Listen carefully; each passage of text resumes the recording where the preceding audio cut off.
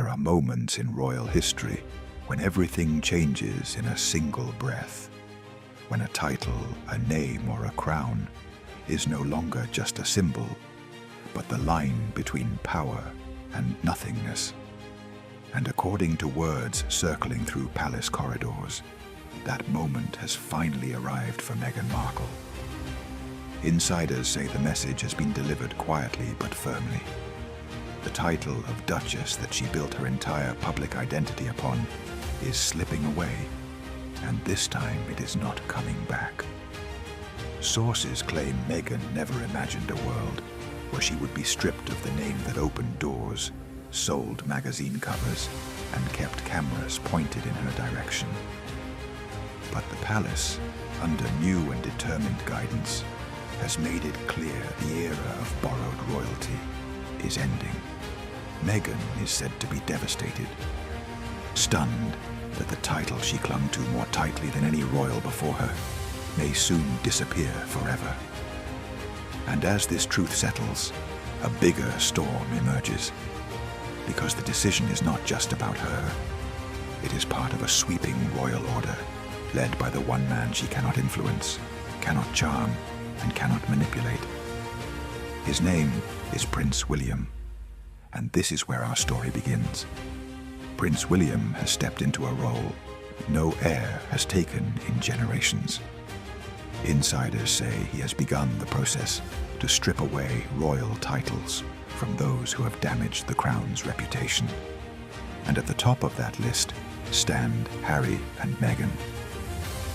According to palace sources, William sees this move not as punishment, but as protection.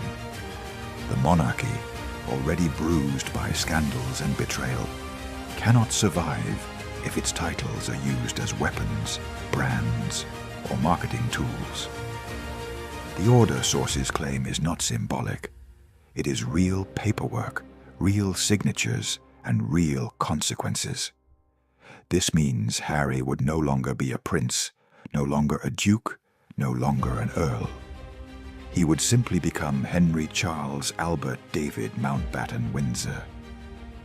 Meghan, stripped of borrowed prestige, would be known only as Mrs. Mountbatten Windsor, a name that erases the persona she has spent years crafting. For Meghan, this is the nightmare she feared more than public criticism, failed projects, or fading headlines. Without the title, she is no longer royal. Without the title, she is no longer special. And for the palace, that is precisely the point. William, according to those closest to him, has decided the monarchy must be cleaned, restored, and rebuilt, and that cannot happen. While those who walked away still profit from the name they abandoned, William's determination comes with a shocking edge. He is willing to sacrifice even his own family to save the crown. Sources say he has accepted that his younger children, Princess Charlotte and Prince Louis, may one day live without titles until they choose to serve as working royals. This is not anger, this is design. William believes a title must be earned, protected and honored, not traded, sold, or used for fame. This mindset reveals the true divide between the brothers. Harry clung to titles while rejecting responsibility. William embraces responsibility, even if it means giving up titles. The contrast could not be more striking. Insiders say William has grown tired of scandals, tired of excuses, and tired of watching the institution his mother once carried with grace be dragged through chaos. The message is clear. The monarchy will not bend for Harry and Meghan. It will not soften. It will not wait. William has stepped forward as the future king, and a future king cannot hesitate. But to understand why William moved now, we must look at the spark that lit the fuse, the exploding scandal surrounding the York family. According to insider reports, shocking revelations involving Prince Andrew have resurfaced. including alleged lies about his connection to Virginia Roberts, financial ties to Jeffrey Epstein, and claims that police resources were used to smear accusers. Then comes Sarah Ferguson. Fergie, whose spending, dependence, and alleged acceptance of millions raised alarms within the palace. Some insiders believe the true amount extends far beyond what the public has heard. The monarchy, already strained, could no longer shield these scandals without collapsing under the weight of public disgust. This was the turning point.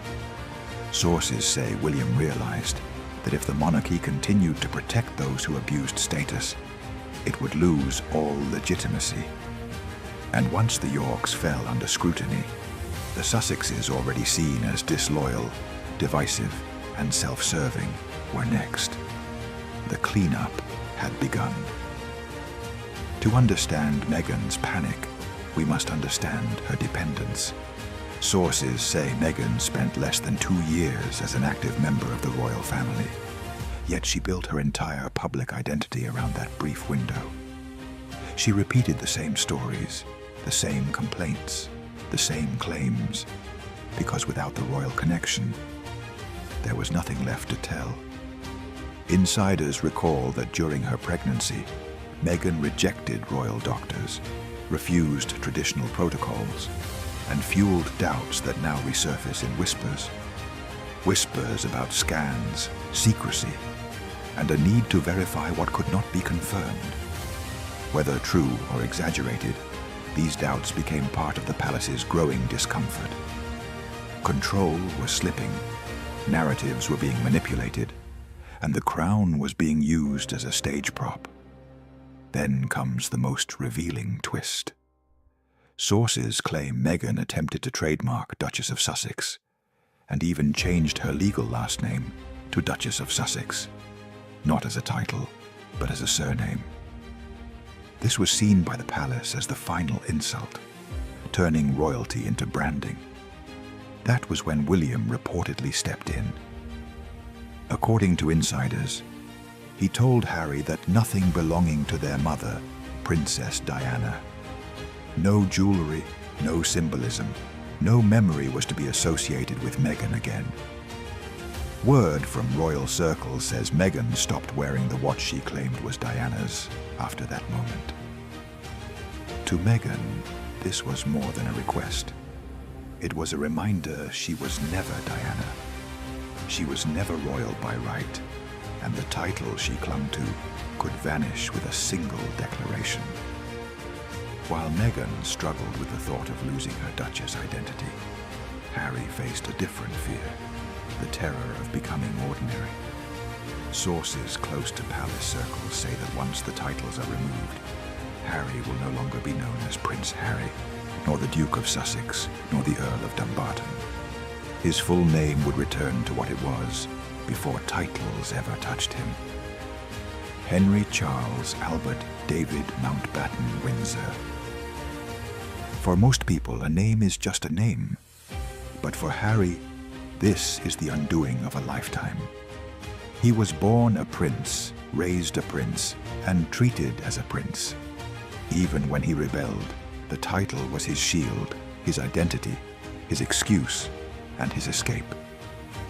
Without it, he is simply a man with no military role, no royal duty, no profession, and no place in the institution he abandoned.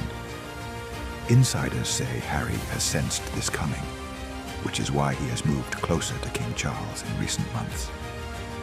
Word from palace observers suggests that Harry believes Charles will protect him, soften the blow, and delay the decision. But William is not Charles. William has already shut the door, locked it, and bolted it from the inside. The brothers, who once walked behind their mother's coffin, now walk on opposite sides of a collapsing bridge. And Harry, for the first time in his life, has no way to cross back. If losing her own title shook Meghan, losing her children's titles shattered her completely. Sources claim Meghan built her future on the belief that Archie and Leet would grow up as a prince and princess, symbols of heritage, status, and importance. She imagined their names opening doors, commanding attention, and securing a legacy she could never achieve on her own. But insiders say William's reforms will reach even further. Archie would no longer be a prince. Lilith would no longer be a princess. Their names would be rewritten as ordinary children, of ordinary parents, children who live outside the monarchy, outside the lineage, and outside the succession. Word from royal watchers suggests that Meghan took this as a personal eraser, not only of her children, but of herself. Without royal children, she is not a royal mother. Without a royal family, she is just another celebrity wife. And the palace, according to sources, knows this is her deepest fear. Meanwhile, the contrast is striking. William's own children are expected to thrive regardless of titles. Charlotte and Louis, sources say, will grow up confident, secure, and whole. Because William believes identity comes from character, not status.